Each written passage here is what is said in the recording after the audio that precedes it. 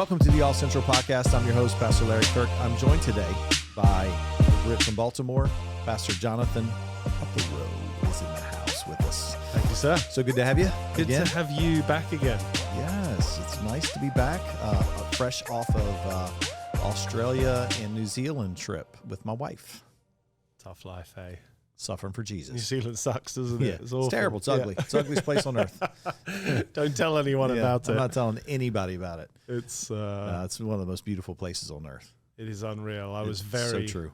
very fortunate in my life to live there for 4 or 5 years, and it's very few places compete. Yeah, that much beauty in such a small area is unreal. It's you can't explain it to anybody. You just have to visit. You just have to fly, 17, 18 hours to get there to experience it. But when you get there, it's pretty amazing. Queenstown was the most beautiful place where we visited. We didn't get to see all of New Zealand. We were in Auckland, Queenstown, Christchurch, but as far as like just the beauty of, and man, listening to the earthquakes that they had was pretty crazy. Yeah, that was insane. I was in New Zealand. They're still rebuilding that right now. Downtown Christchurch was just decimated. Yeah. Some big buildings, gone. It was bad. It was really bad. Yeah, places where there's residential places are no longer there now. Now it's like just like parks. They created parks around that place. Like that's where people lived, and then now it is weird to think really like weird. In a first world country, how do you rebuild a whole city? Yeah, like if it happened in Baltimore and you lost 4 high rises and I can't put my mind community around it. buildings, and you just that's crazy. But it is like you said, Queenstown. If you just Google Queenstown, Google it. When you come down on the plane, did you come through the Remarkables? Mountains? The mountains are called the Remarkables. Yeah, and it's exactly what they are. Aptly named. Remarkable. Yeah, and you come down and you're straight through the mountains, and it's almost a 360 sort of panoramic view of the mountains, isn't it? And it's a big university town, so there's lots of skiing, and it's just this crazy. It's the only time I've gotten off a plane and taken a picture. Yeah, straight right there on the tarmac. Like, I can't even believe this. Click, It is very, very pretty. But anyway, good to have you back. Yeah, it's good to be back. And we thought we would do a part 2. We talked last time a lot. We kind of dived into health and those intersections of health and spirituality and our bodies and how those things are interconnected, integrated into one being. And so this time I thought I did a little bit of research, documentary watching, book reading. Here we go, folks. Yeah, here we go. So Larry has no idea what I'm going to talk about today. No idea. And so I thought I've got 5 pillars of health here. Oh, I like that. And maybe you can just respond. Sure. And even if you're feeling very Christian, we can see how these connects with Scripture and what Scripture has to say about some of these things as well, because that's what we do here. We talk about spiritual things, but health being like a really big, important spiritual dimension that doesn't get talked about in Christian circles too often. Yeah, and before we go into that, I just really think, there are times where people say, well, God knows when I'm exiting this earth or whatever I can do, and people use an excuse not to be healthy or exercise or something like that. But I do believe you can cut your life short, not using wisdom. Right. Yeah, there may be a certain day for you to exit this planet, but I just believe you can cut your life short as well. Like I just don't think it's just in stone, people. Yeah. I mean, let's be smart about this. Jumping out of an airplane without a parachute, you're probably going to die. I mean, it's just if it's flying, yes, exactly. But I mean, it's just things like that. Would just people say, well, there's a time for, but there is a time to die. Scripture tells us there's a season for everything, but I think we can do our best. And be a good steward of what God has given us, which is our bodies. Exactly. Yeah. I think if you're not taking care, if you're not self-disciplined with your body, you're not really showing up for yourself. And I don't think you can show up for others properly unless you develop what is called in Scripture a spiritual fruit of discipline and self-control, which is kind of the crux of what we're talking about. These things require that. Self-control. self-control, and we'll get into more of that. But all of these will require a level of discipline and denying flesh. We can use Christianese language, Christian sort of images and pictures, but I think they're Christian truths that apply to this area of our life as well as other areas. And like you said, I think people just use that as an excuse, like God knows the day and the hour that I'm going to, or are we just being a little bit lazy because we don't want to go for a jog today? Or just a walk. Or just a walk. Not even asking you to run. You know, I think that's one of the things that, my running days are over. Joints and stuff just beat up over the years with sports and things. And so knees are creaking. Knees are a little creaky right now.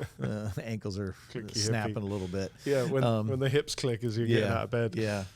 So, but I do try to, when I'm at the gym, I do try to do 15 minutes on the treadmill at an incline pace.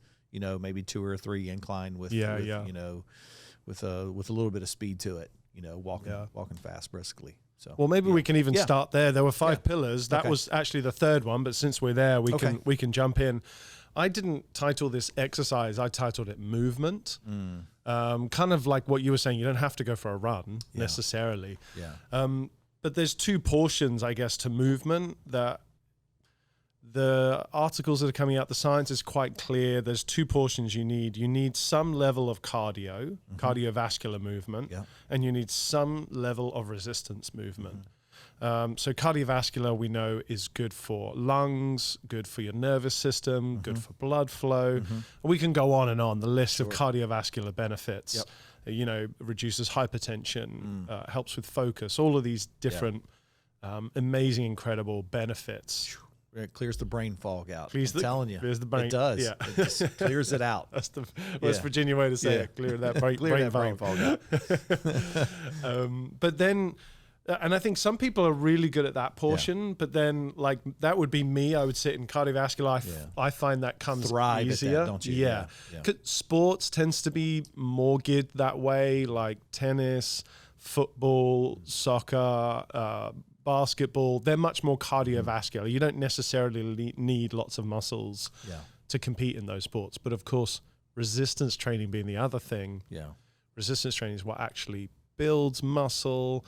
It strengthens bone. So when you're applying a pressure to your skeletal system, it actually helps to densify those bones. I think I just made up a word, densify, but it makes them more dense and less brittle. And so movement is kind of one we talked a lot about last time, but I don't know if you have anything you feel like you wanted to add to that, or thoughts to that, or anything that you feel like even maybe scripture feels like, No, just get moving. Just get moving. Just do something. If it's a walk with your spouse, or, whatever, if you have a dog, take them for a walk, brisk walk, just get moving, do something to start somewhere, because, you need to build your health up. I mean, it's just we sit so much now, we're a culture that just sits a lot behind desks. We're sitting now, There's so much that we do that we sit around, but and we're on our computers, we're on our phones, and most of those times we're just sitting. Just get moving, do something. $10 a month at Planet Fitness, do that. Just to go there so you can have accountability and get on a treadmill and start moving around. Just, so no matter what your weight is, no matter what you look like, no matter what your body type is, body shape, just do something because it's going to better you. Just like you said earlier, just for mentally, there's something about when you go to the gym and you've exhausted a body part, whether it's your chest, your arms, your legs, whatever you're working out that day, you've exhausted that. You've gotten a little cardio in. You've done a walk, and there's something about accomplishing that feels so good. Like my boys are gym rats, and the reason why they're gym rats is not because they just decided one day this is what we want to do. They saw mom and dad do it. And now they've taken it to a whole nother level, but they're, And what I mean by that is they're in the gym 7 to 7 times a week. Like they're always at the gym, right? And they have to have their gym time. And but that was put in them because they saw mom and dad do it. So when you think about this as a parent, or you're a young parent, you're a parent of young kids right now, it's so good that you teach them this is a part of the process of your life. It's just become a part of their life and who they are. And so they're healthier for it. Yeah. They're healthier physically, mentally, in certain areas. I mean, they're everybody struggles with certain things in their life, but you know what I mean? There's just something that builds a confidence too in you, just a strength. Yeah, and it's not just about a longer life; it's about a healthier life. So it's a healthier life, quality of life that is being increased. Because if you have a strong body, you're going to feel better. Like everything becomes easier. Yeah. So I wear this. It's called a Whoop tracker. I don't want to make this a big sort of sales pitch or anything, but this is a really interesting device because it's a sensor basically. So it doesn't regulate, but it shows how I sleep and how I recover and my exercise and everything, skin temperature, heart rate variability. It gets kind of in depth into some of the data. But what's fascinating is like this weekend when I preached on Sunday, it's 2 services preaching. So wake up, have breakfast, meditate, pray, come into church, and then we'll preach, and usually finish services by around midday, right? Yeah. And when I looked at the data... That's noontime for America. Noontime, yeah. Sorry.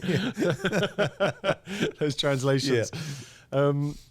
When I looked at the data, though, middle of the day, having not done much physically before coming to church, and then just so really just preaching was the most active thing I had done that day. Over 2,100 calories burned. Think about it. And that's a half marathon.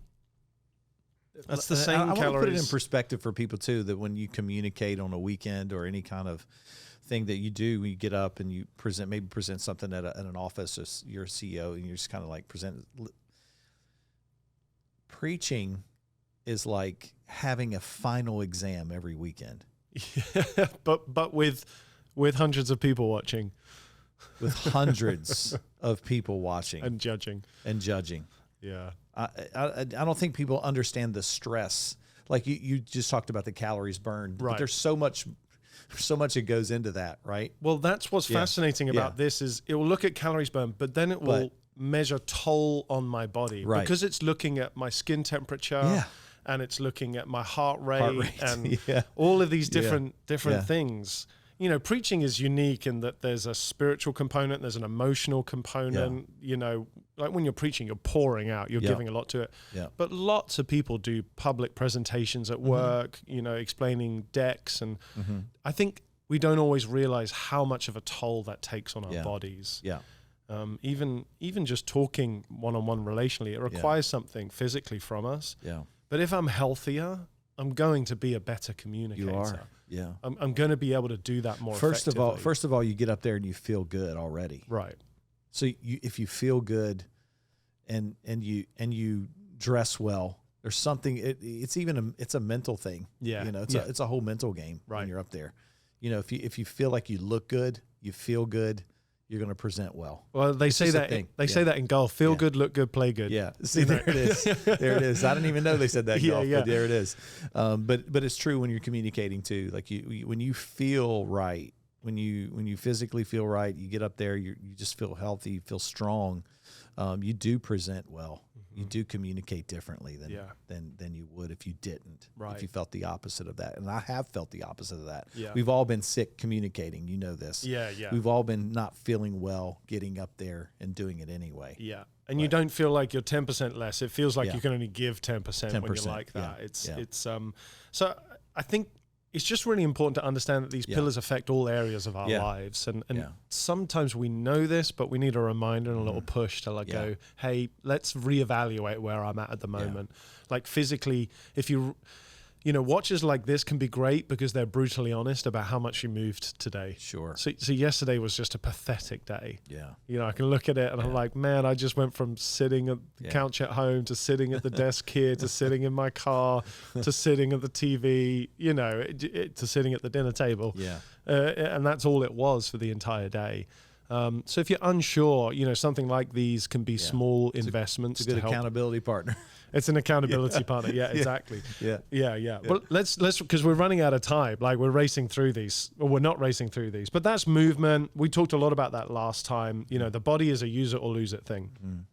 Number one that always comes up, and Matt Walker has really done a great job in the last 10 years. Well, the last 3 or 4 years of explaining this to culture and making it more popularized, which is if you want to be healthy, it's sleep. 7 to 8 hours of quality for me sleep. Yeah. Hey, sorry to come back to this again. Last night, it rates your sleep on a percentage scale. 100 being the best, 1% being the worst. All right. Where were you, bro? Bad day yesterday. Okay. No movement. Okay. 36% recovery, which is terrible. Very, very low. Good recovery is above 70%. Oh, wow. Boy, you're really bad. So lazy day. Yeah. No movement also equals poor quality sleep. Oof. Look at that. And like the data's just there. And that's really interesting to be able to see that and feed off it. Oh, man. So we know for sleep, you got to work hard. you gotta earn your sleep. Yeah. In some kind of, in some kind of way. Yeah. Yeah. I mean, but sleep is so important for millions of things. But here's some things that Matt Walker says you can do to help increase your sleep. So many of us have bad sleep. We wake up during the night. It takes us hours to fall asleep. When we wake up, our mind is racing with the 20 things we have to do at work. Or we wake up in the middle of the night and we need to go to the toilet for the 4th time. So a lot of us are just getting really poor quality sleep. Here's some things that he says, really basic things you can do. Consistency is key. Routine. Bed at the same time, wake up at the same time. Going to sleep and waking up on a regular, at the same time every day. Blackout curtains for your room. Are you a blackout person? I am. I cannot stand any light. Yeah. So that laser light show last night that we had for lightning and thunder and all that was not helping me at all. Yeah. Like you can buy blackout curtains for how much money from Target for $20? Yeah, I don't know. They're inexpensive. Amanda at college, Mark Wagner went to go help her set up a room, and she didn't have money for blackout curtains, so they found some cardboard and they just cut out the shape, stuck it in the window. That's awesome. Like these don't have to be expensive. Yeah. You can make it work. You can make it work. Work. So are you like that as well then, or do you have to have? Right. Yes. When the sun's awake, I'm awake. Okay. Yeah. So summertime, I don't sleep as much as I do in wintertime. Yeah. Hibernate. Yeah. A little bear. Yeah. Hibernating away. Cool temperatures. Oh, your body drops 2 to 3 degrees. Gotta have it. Yeah, exactly. You have to. So 68 degrees in my bedroom. I have to have that. He recommends 65 to 68 degrees in the bedroom to sleep. I have to have it. Yeah. I can't sleep. Yeah, your body has to drop 2 degrees, I believe it is, in order to sleep. Which is why you feel cold and all of a sudden need a blanket. But yeah, cool. However you get that room cool. That's why I feel for ladies that go through menopause, because they go through those hot, because their body's heating up. Yeah, they heat up. And my wife's like a furnace. So I'm like, we have this king size bed, and she'll like get, she's a snuggler, so she's getting close, and I'm like edging out. To where I'll literally have to get out of the bed and go to the other side. One leg out, one arm out. Exactly. It's like on the other side. Yeah. Turns around. Yeah. But like you can get it's so true. Like, lighter blankets, Yes. that you can. We have what are they called? That memory foam style mattress. What about thermo? Whatever. Yeah. You know what I mean. Yep. But that's much more cooling than some of like the heavy material stuff you that's can what get. we have as well. Yeah. No napping past 2 p.m. Yeah. Napping's great, but only for like 15 minutes or so. Yeah. When you've napped for an hour, you've drained your body of all the natural melatonin you've built up in the body, which you need to sleep. And then we kind of compensate by taking melatonin. 20 milligrams. 20 mils, here. baby. which super unhealthy, guys. I wouldn't always suggest 20 mils every night, but no. But when you haven't slept, no, it's better than nothing. No, So I told you, like, some of the sleep stuff, some of the sleep habits of what you're talking about, like that is, you know, if you don't, I mean, for me, it just creates anxiety. yeah, For me personally, Right. I can't speak for anybody else. I'm just saying, like, if I don't sleep, it just creates anxiety. Exactly. I have to sleep. yeah, I'm grumpier. Oh yeah, I'm in a mood if I haven't probably slept not well, a nice person. I'm probably not a nice boss either. which makes it hard to fulfill Yeah. the fruit of the spirit of kindness It is. if you haven't slept well. Yeah. There's so many scriptures on sleep as well. You know, the Lord, He gives rest to those He loves. You know, in the Psalms, I think it talks about, and so, you know, rest. I have it down here actually a little bit later on. You know, talking about Sabbath as well. But rest is such a clear and obvious point in Scripture. Now, sleep is slightly different from rest, although sleep should be restful. There's different ways to rest. To it. Yeah. I think it's deeply connected to it. And if sleep is our main block of how we rest and rejuvenate ourselves, then we have to do it well. But there's some other things as well, like exposure to natural sunlight during the day, and as little exposure to artificial sunlight as possible throughout the day. Yeah. So what helped me too is someone told me, he said, listen, if you're on your phone before you go to bed, that's a no-no. Yeah. If you're watching TV before you go to bed, it's a no-no. That UV light, whatever the light is coming off your screens and your TV and stuff, read a book. Yeah, absolutely. An hour before, read a book. Absolutely. And I find myself, if I stick to that, which I don't always do, I want to be honest, but if I stick to that, I am way more sleepier and get way more rest than if I just click the TV on, get tired, and turn it off. Yeah, absolutely. Yeah. Yeah, blue light is a big Blue thing light, that yeah, there it stimulates is. the brain. You can get glasses for that, but obviously the content you're still watching is still very stimulating for your mind. Yeah. It overstimulated, and so reading just tones everything. If you're watching down. a football game, a gridiron football game, before you go to bed, it's not good. No shot. Yeah, You're like all pumped up, all fired up, or whatever. Yeah, you're emotionally invested. You're in it. either loving it or you're hating it, or you just have these emotions. Right, and, right. Yeah. It's Just doesn't help you. It's a bad way. So that was absolutely on there. And then one final thing you can use as well is like a noise machine. So noise machines are really interesting. One of the reasons they help, you have it on your phone. I do. do. Do you use the fire, or you're a whale person, or I'm the not a ocean, whale or- person. I am a thunder and rain person. So last night should have been perfect for you, didn't Yeah, use but your that was a phone. little too loud. Bit too much. Yeah. So there's a few reasons why it works. Yeah. One, because if there are noises in the night, it's not as disruptive because you're already listening to noise, so it's not something new coming in. Yeah. But also, you know, we for thousands of years have slept outside, and it's never. Walk outside and try and find silence. Oh. You just can't in nature. Yeah. There's always movement and Oh, wind and animals and fire and just stuff going on. Yeah. There's the crickets behind you. Yep.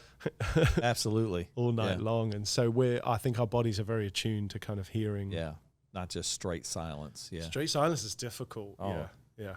Yeah, it can mess with your head too. It can mess with your head. Yeah. Absolutely. Long term. Yeah, Yeah. absolutely. So when I was doing some of this research, they have what's called blue zones. Have you heard of this before? I have not.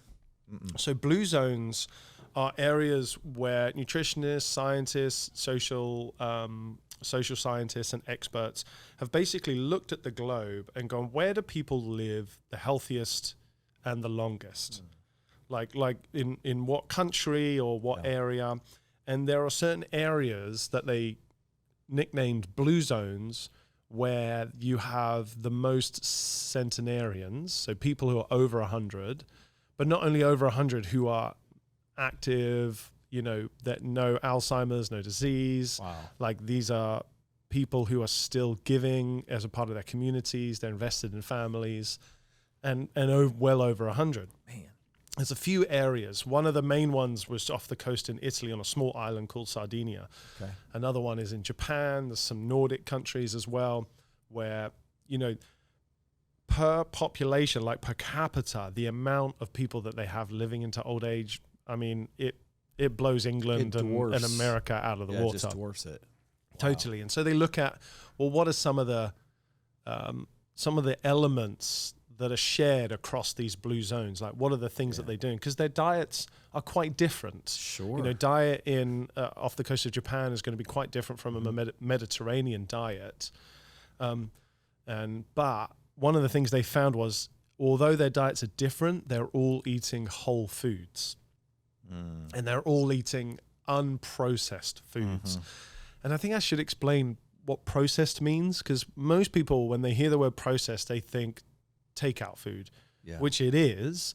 But processed foods, anything you do to a food is a process. Yep. So you can buy a whole food and put so many processes on that food, you've undone all of the nutrients on it. So for example, you can buy a potato.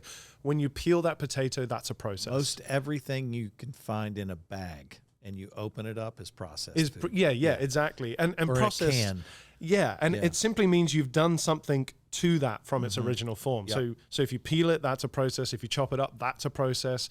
If you salt it, that's a process. If you then go and roast it, that's another process, and so on and so forth. Some processes are really helpful and some are not so helpful. The rule of thumb is, whether you're vegan or whether you're paleo or omnivore, carnivore, whatever omni or vor you are, that you try not to mess around with the food as much as possible. Like, as few processes into what goes into your mouth as is humanly possible. So when you think of like a burger from McDonald's, that has gone through so many processes, that meat, to get to you, and every other ingredient in there, that you would never do that at home. Like the amount of processes and additives and preservatives that they put in there. It's wild. I was watching something the other day with Jordan Peterson's daughter, and she's a carnivore. That's right. And so so is Jordan Peterson. And that's all. Like, she eats steak every day. Is that right? Steak and chicken, steak and chicken. But not like steak with chips. Like steak. No. Like that's it. That's it. Yeah. Yeah.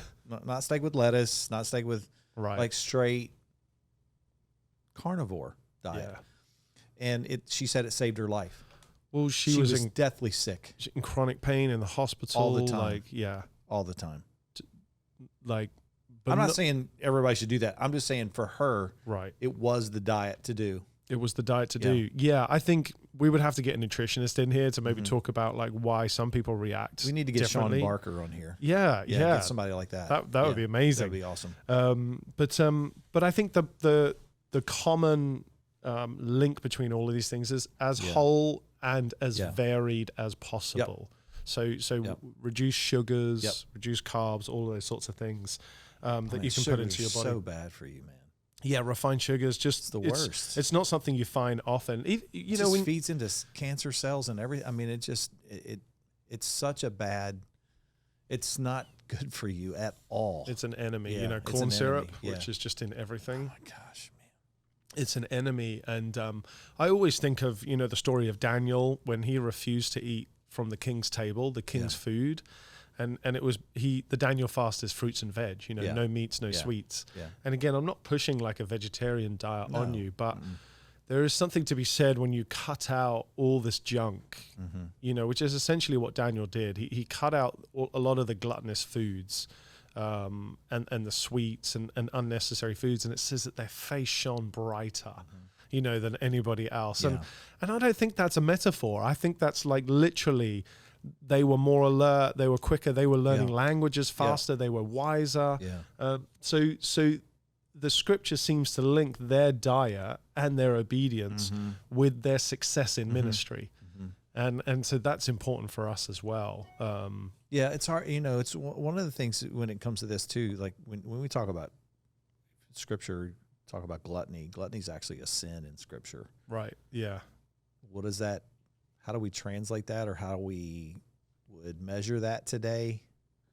That'd be pretty interesting, like to get a, you know what I'm saying? Like, totally. Like we know, like back in the day, like in scripture times, during Jesus' time, there was like, they had vomitoriums where they would eat so much they'd have to go throw up and then go back and eat again. That's obviously gluttony and at another level, But I just wonder what it would be defined as today. Would obesity be would obesity be tied to that? Yeah. That term, gluttony? you know, because it is a sin. And the reason why it's a sin is because you're sinning against your body. Yes. Yeah. Exactly. I mean, it's a sin. Yeah. You know, it's like you, and again, for all those people who just want to be mad at something when it comes to this topic, but if if you're out just having sex with whoever you want to, that's a sin against your body. It's a sin against their body. You're sinning in that capacity. Same way, you're doing the same thing when you're eating this way. Yeah. And that's a sin against your body as well. So I couldn't agree with you more. Don't point your finger, man. Right. Is what I'm saying. Don't point fingers. Well, it's exactly the same thing. You know, sexual promiscuity, like you said, is about treating your body and somebody else's body lightly. Lightly, yeah. And then we do it all the time. Yeah. And the church never preaches on gluttony. Never. Never. So there's a rule in a lot of the blue zones. This is the rule when they eat. And they say this like a prayer or mantra every time before they eat. Eat to 80% full. And that they say that's like at the dinner table, and I can't remember, it's in Italian, obviously, but there's just a beautiful, simple phrase that is just so ingrained in their culture. Eat to 80% full. Here we don't do that. We eat till we're 150%. Till we feel sick. Probably gluttony. Right. How many times have you sat on the couch like, I overdid it tonight. I need my fat pants on. And then we have to take Tums, and then we have to take antacids to fix the problem of gluttony. And so, 2 liters of water a day, which is 4 16-ounce cups. Yeah. Just far more than most people are drinking. Yeah, I do drink a lot of water. So most people are having caffeine and sugary drinks, soda. Soda's like the absolute enemy. Bueno. Yeah, when it comes to if Coca-Cola can eat acid off of a battery, what's it doing to your innards? What's it doing inside? From the inside out, right? And listen, I love a good Coke occasionally. You know what I'm saying? Like it's really good. It kind of like it does help your stomach. Like we used to have what they called Coke syrup. Okay. Yeah. And I know it's not anything to eat. It was really something you took for your stomach. Like it helped your stomach settle it. Just killed everything. It killed everything. Yeah. And so just drink a Coke. You don't need the Coke syrup, but oh my gosh. Yeah. That's horrendous. All right, let's move on. So sleep, movement, eating, I think we would all sort of assume, okay, we need to have balance. We need to think about these things in life. Sure. Let's move into something that's a little bit different. So in these blue zones, they found that one of the causes for longevity and health in longevity was social connections. Okay. Meaningful relationships. Yeah. So the relationship to themselves and their self-worth and purpose and meaning was very crystal clear for them. They knew their place in the family. They knew their place in society and how they contributed. And so that relationship is really healthy. And then, of course, their relationships with others is incredibly strong. So we know that if you want to offset Alzheimer's and dementia, you need to have regular connections. Let's do lockdowns and keep everybody away from each other. Yeah, exactly. If you want to cause a mental health crisis globally, which kind of happened. Which is exactly what happened, right? Yeah. Which is why church is so important. Yeah. We know that. Amen, man. Like we've preached so many times about relationship. The quality of your life is dependent on the quality of your relationships. Friends, family, spouse, acquaintances, employees, all of those. This isn't about being extrovert or introvert. In fact, a lot of the science is coming out now saying actually those are just, they don't even really exist. They just help us understand some minor attributes to some people. Sure. Yeah. It's not about lots and lots of contact all the time. It's about meaningful contact. Meaningful contact, on a regular basis. Yeah. No, that's true. That's true. Because I'm at the end of the day, I'm more of an introvert person. If you wanted to label that, again, these labels are just whatever. But but people would see me as an extrovert probably in a group of people. Yeah.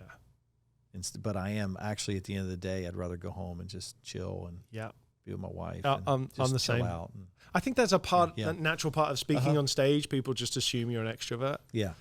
They're sometimes quite surprised. But at my core, I'm an introvert. Yeah. So people do drain you, but the connections to the people who are meaningful in your life are so important. Yeah. Important. Spending that time with spouse or whatever. Like in America, what we tend to do with people who are aging is we ship them off into a home. Whereas in all of the blue zones, they live with the family. and they're playing games with the family and me and my wife were talking about this the other day. Well, you don't want to think about that. No. It's true. This just is such a true thing. And Americans are so good at shipping off their old people. Yeah, done. And we've lost something. Yeah. I think we've lost something in our communities and our churches by not having these people around, like the most wise and experienced people in our culture. It's so easy to say, oh, well, mom needs or dad needs, care. Right. They need this. They just need to go and be, and there are extremes. Like I'm not gonna pretend that there's not extremes where there's Alzheimer's and just certain things that just disease could happen and they need special care. Absolutely.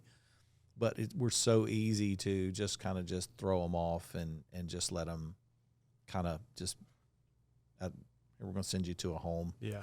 And just leave them there. Mm-hmm. Oh, Americans are so selfish. Well, Westerners. I worked in a home. So selfish. I worked in a home, and that was very much the story. Now, these were people with, who needed high level care. High level care, but yeah. But I think in the 2 years I was there, I saw one visit from a family to one of the patients. And these were 12 guys, 6 downstairs, 6 upstairs. So disgusting. Which is really sad, isn't it? And sad. you don't know all the circumstances. No. I didn't know all of their stories and what family were around or living where or whatever. But it's I just think we're losing out. When you look at the videos of these blue zones of people over 100, like sharp, like quick and witty and joking around, and then hopping up from the couch and playing Cards games where they're throwing stuff, and I'm like, they're just as valuable in the family unit as everybody else. There's no doubt about it. And not only that, they've earned it. Yeah, that too. Yeah, exactly. Something we forget. And it is so good though. We were just, me and my wife were just talking about that. Yeah. Because her mom's like, 80, getting ready to turn 90 and still living on her own. And she's still sharp. Still like sharp. You said, still living on your own. She's still, Still sharp. And, there's repeated conversations about the same thing occasionally, but it's not, it's not nothing that you just, I don't know. It's just a part of it. Mm-hmm. It's a part of life. It's a part of just getting older and certain things. And you just kind of roll with it when it happens. It's just not, it's not alarming, right. Somebody, because people would use that as excuses. Oh, well, they need care. Well, now they need to go into, right. and just ship them. And just the value of a person, the value of a life is just so, it's not meaningful. Mm-hmm. Like it just dust people off and just kind of just throw them away. There's kind of throwaways. I don't know. It's just that's a whole nother subject though too. It is, and it really makes me sad. I think a lot of other cultures are doing this a lot better than Westerners in terms of that family unit and how important they are. And should the church be different? It should. The church should be far more inclusive. We talk a lot about the next generation. I think we also have to have a lot of care and love towards the generation that and I feel like our church does that pretty well. Absolutely, I feel like we have space for everybody. Yeah. Environments for everybody and for sure groups for everybody. Like it's just Because like is always going to attract conversations and things. But to have sprinkled through your church people that have seen way more than we have, way more life than anyone else. And to have that experience to be able to pass that on or share little tidbits and nuggets of just wisdom with people and younger people, it's awesome. Yeah. Absolutely. All right, we've got the last one here, 5th pillar. I've called it alternative health, and there are a number of different things here I think that we don't think about or are a little bit more obscure. Number 1 on there is the Sabbath. It shouldn't be obscure or alternative to us, but it seems like an optional choice for most Christians rather than a model that Jesus lived out and that is in Scripture and that we are called to follow as well. And culturally too, probably is our problem. Yeah, from a Westerner standpoint. Yeah, when your value comes from what you produce. Yeah, having a rest day doesn't seem valuable. Right. And so the Sabbath, understanding the value of Sabbath, it's uncomfortable for most people. We've talked about it before on the podcast, I think with Shane as well, the withdrawal symptoms that people have from having to pull back from doing to a being existence is really, really difficult for a lot of people. But I think undeniable in Scripture that it is central to your longevity and health. I think it's hard to define it sometimes for you. You know what I'm saying? So your Sabbath could be. I think it could be different for everyone, John. I don't know. Yeah, you can chime in on this, but I just think, you know, when it comes to Sabbath, okay, what exactly does that look like for me? Like, is taking a day off and cutting the grass a Sabbath? Is taking a day off and doing chores around the house and doing this and that and getting stuff done and really not spending the quality time with your spouse that you should that day because it is a Sabbath? Is that Sabbath? You know what I'm saying? Like, or is it like you're doing stuff with your spouse, but it's not, you know, but you feel like you're still accomplishing something that day. Is that really Sabbath? Yeah. You know what I'm saying? So it's that to me would probably be the biggest struggle for me personally, actually. I remember somebody said Sabbath to them was taking a break from the thing that they had to produce day in, day out. Okay. So whatever it is you have to do in order to live and survive and to make money, right?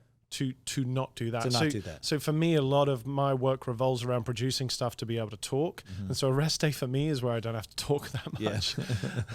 or maybe you're a creative person and that day is actually about not creating. Yeah. It's about not doing the art or not writing the music and stepping back from that. If that's where your vocation mostly lies. And so, it's good perspective. I think there's probably multiple ways we could look at that. And again, it's a whole nother podcast, isn't it? Sabbath. But I'll race through a few ideas here. Meditation, you know, Philippians 4:8, you know, That's whatever good. is noble, whatever is true, whatever is right, you know, meditate on these things. Those things. Scripture goes on and on and on about it. Christians don't meditate. Most Christians I know, very rarely do they sit down and tell me about. It's a negative term in the Christian world for some reason. Well, when it's actually in Scripture. Yeah, because they got all tied up New with Age. New Age and Eastern religion. And I should mention that we do, like, our religion is a Middle Eastern religion. Yeah, it actually is. It's a Middle Eastern mystic religion. That's where it came from. That's exactly where it came from, actually. So if it feels like a little bit like that, it is. It's because it is, because I visited that place, actually. Yeah, exactly. But sit back and meditate, like before going to sleep, like with a book, even 5 minutes. The health benefits, the science is in. The data is in. It's not like we're going, oh, well, maybe, and that's just for those young yogis and like, get over it. I'm not doing that. I got things to do. I'm a man. You know, it's I know. Yeah, that's so true. Well, okay. That's fine, but just understand that when you say that, you're actively ignoring Scripture. Yeah. So, you know, meditate, and it's on the right things, right? It's on meditate on these things, on the right on things, these things, on the word of the Lord, on what is good. Let it renew your mind. Let it rejuvenate your soul. And, just, you know, how is your soul? You know, ask yourself, how is your soul right now? What is it? What's going on there? Well, I heard someone define anxiety as meditating on the wrong things. Yeah. It's just so true. All the things I can't control. Yeah. My kid's going off to college and I can't control what they're going to do. Catastrophizing everything. Yeah. So it's a different form of meditation. Different form, yeah. You're just doing the wrong meditation. Right. Yeah. What if it actually worked out? Which it usually does. Which is so funny about anxiety, because it's like 98% of the things you're anxious about never happens. So. Yeah. And then the 2% that do work out, you're like, see, I knew I had a right to worry. Like, well, you were right one time in 20 years. Yeah. A broken clock is right twice a day. That's right. Oh, goodness. Fasting. That's another alternative health, which we could tie in with nutrition and eating. Fasting. Is that what you're talking about too, as well? Absolutely. That helps my wife tremendously. It can bring down inflammation in the stomach. So here's what happens when you fast. It releases stress hormones in your body, but healthy stress hormones. So it releases hormones that tells your body. Well, let me backtrack. Put it this way: when you work out, you're putting your body under stress. If you work out too much, you can overdo it. If you don't work out enough, you're not putting enough stress on the body for it to build up some kind of strength or perseverance or stamina. Yeah. It's exactly the same when you're fasting. You're putting the whole nervous system under a healthy amount of stress. And it helps the body heal. It helps inflammation go down. It helps. It's like hitting the reset button. Is probably a better way of putting it. Then there are a couple things that you can do to put your body under stress. Like you've seen ice baths. That's everywhere at the moment. Cold tub therapy, baby. Cold tub therapy. Yeah. That's exactly what it is. It's putting your body under enough stress for it to build up immune system and build up, you know. And I hear you only need about 15 minutes of that a week. Like, so you can gain, like if you do two, or three, however you do it, just do that for that amount of time through the week. Yeah. Right. 15 minutes total. Yeah. Like, so, and they say it does wonders. It eats up what they call I think it's called like brown fat. Okay. That's around your midsection as well, that it eats it up as well. So there's so many health, but anxiety, it helps with anxiety. Because again, you're in an anxious moment and everything in you is saying, get out of the tub now. Right. You know, but you're fighting it. There's a mastery there, isn't it? Exactly. Yeah. So and there's a lot. But it's exactly the same principle in fasting. There's a mastery over the body. Yeah. So there's a mind-body connection thing that's happening. Paul said, buffet your body and make it your slave. Exactly. Right? Yeah. And so often we're giving in to whatever the body wants, and the mind just goes, okay, chocolate mousse tonight. Great. That's right. You know, and so we are too servile to our body's unctions and our body's desires sometimes. Yeah. So we end up serving it rather than the other way around. Like, this body is for my use, not the other way around. That's right. The body isn't there to use my brain to get whatever it wants. Yeah. Even James talks about that, right? Your own desires. It's your own desires that lead you down the road, not Satan, not anybody else, not your friend. Your own desires lead you there. Exactly. Yeah. So these types of stress environments help you build resistance. Yeah. Because if you can do it under a controlled environment, you can learn how to do it in an environment that's outside of your control. Like to be in that state. Sauna being the same thing. It's just the opposite as cold. It's the opposite. Heat exposure, which causes stress in the body. It does. Yeah. You can overdo it. You can. Like you can overdo anything. Sure. So there's a balance and check, but incredibly helpful as well. I know guys that do both. Yeah. Like so the heat, and they go from heat to the cold. Like, yeah, man. I was raised in Scandinavia, so you would do we would do skiing and everything, and what they would have is, and you would do this in the nuddy, by the way, completely naked. They'll have these huts out in the snow, and these huts are just a sauna, and 5 steps outside of the hut, snow pathway leading straight to a hole in a lake. And so you would be in the sauna, you run out just naked, just straight into the cold water, no way, back into the sauna, and you would just repeat this for however long you wanted to. Wow. The Scandis, man, they've got that down. Yeah. I was doing that when I was like 13, 14 years old, you know, and now modern science is kind of catching up to what cultures have been doing for a long time. Yeah. And then finally I've got journaling, writing down. Writing is a bit of a lost art at the moment, handwriting, writing thoughts. It's amazing when you begin to verbalize and write down what comes out. Yeah. And that's a practice, and it can take time. It is. Especially, it's harder for kids today. You know, they don't teach them to write anything. Yeah, that's the crazy thing. You know, everything's just on your computer and your phone, you know, which is fine. You take notes that way. I do occasionally, but I do love writing stuff down. There's something about writing stuff down and the memory of that. And it's just impactful. It's impactful. Well, think about your entire education. Your entire education in Western society is predicated upon finding the right answers. Journaling, there is no right or wrong answer. It's just about expressing what is and where you're at the moment. And so it's a different sort of critical thinking. Yeah. In fact, it's just thinking without the critical. It's not about making a judgment on being moody today is right or wrong. It's just about writing it down and putting it on paper.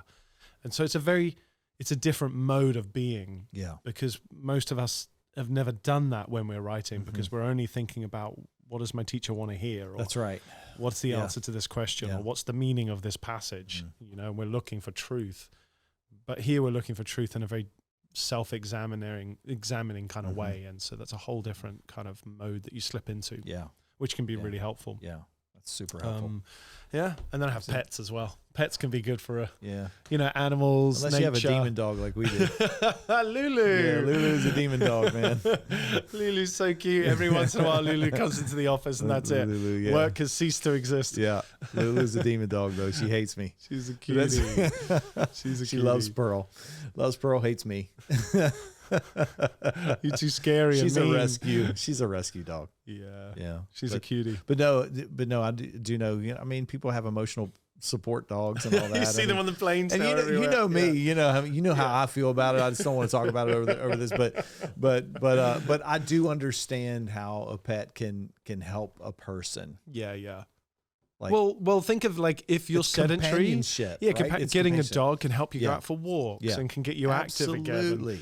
But not just pets. I think being connected to nature in some kind of way. Yeah. Horse riding, or I feel like you've got a joke. You're looking at me like you have a joke. No, ready. I don't have a joke. I don't. But if you want me to tell one, I can bring it. Yeah. No. Stroking pets releases serotonin and builds connections of a relationship. It can help a lot. It can help a lot of people. Yeah, it can. No, stop it. No, emotional support animals. Listen, if you have an emotional support animal or whatever, we love you. I'm not making fun of you.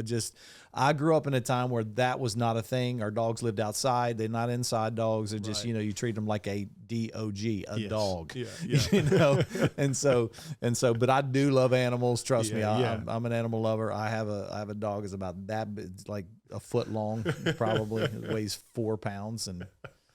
As a yappy one as well, and we got rats bigger in Baltimore, bigger than that dog. So, but it is a part of that lifestyle that it does help people. It really does, and I've seen that.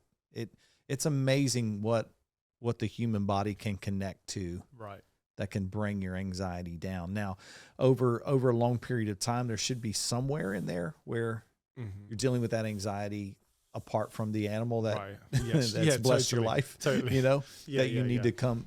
So there's always you have to face some things. You have to face things. Yeah. It's true. Whatever that is, put yourself in that environment. So for me, and we'll end with this. This was a couple years ago, and I've never had a problem with flying ever. And so I'm on the airplane, and all of a sudden everything starts closing in on me, and I never knew that I had. I think I've talked about my anxiety pretty openly in general, but at times, but I started having a panic attack, like on the plane, and to the point where I was like passing out, like what the heck is going on? And so I've flown since then, and I've wrestled with it a little bit. And there's certain things that you can do when you're in a situation like that. If you have ice with you, you can put it on your wrists or whatever, and on the back of your neck or whatever, kind of snaps you out of that. Well, I just flew 17 hours, so I'm facing that, right? I'm facing 17 hours, and so what I did was just meditate on the right things before all of that, putting myself in that plane before I even stepped into the plane. And thinking, so you're like imagining yourself in that place. That's right. Yeah. That's right. And then stepping on and not having a problem with it. It's flying 17 hours, no big deal. Wow. And flying all over the place while I was there. Yeah, not just 17 hours. I flew 1, 2, 3, 4, 5 more times when I was over there. With no issues. Yeah. Yeah. Yeah. So just something so powerful about you can get over it and get through it. Yeah. Yeah. Through changing your mind and meditation and breathing exercises. Put yourself in it. Yeah. Yeah. Put yourself in it. Put yourself in a cold tub. And see if it's fight or flight. Right. Well, that's the response that it kicks in. That's right. It's fight or flight. And so, you have to overcome that. Yeah. That's what I try to tell Lulu. when you throw her in the water. Yeah, it's fight or flight, baby. Maybe that's why she doesn't like me. I don't know. Anyway. And on that note, I'm going to go rescue Lulu. Yeah, man. Come on. Let's go. Let's go. No, we just thanks so much for tuning in. And listen, if you like this podcast, please share it. Yeah, absolutely. Subscribe to it. Subscribe to our page. We love you guys. It's so good to have you guys, and I hope that in some way this enriched your life.